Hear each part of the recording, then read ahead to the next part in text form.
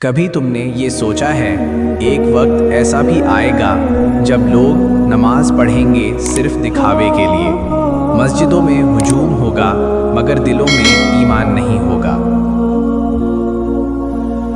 لوگ دین کے نام پر جھگڑیں گے اور دنیا کے لیے ایک دوسرے کو مار ڈالیں گے، علمی باتوں سے ایمان نہیں بڑھے گا بلکہ تکبر بڑھے گا۔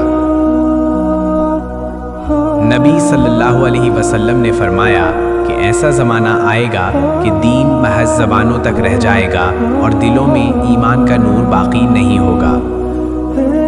یہ وہ وقت ہوگا جب اللہ کی عبادت کم مگر بحثیں زیادہ ہوں گی، اور یہی قیامت کی سب سے خطرناک نشانیوں میں سے ایک ہے۔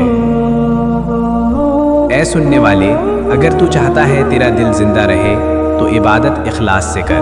ویڈیو کو لائک کرو، کمنٹ میں اللہ ہمیں اخلاص دے لکھو، اور مزید اسلامی واقعات کے لیے چینل کو سبسکرائب ضرور کرو۔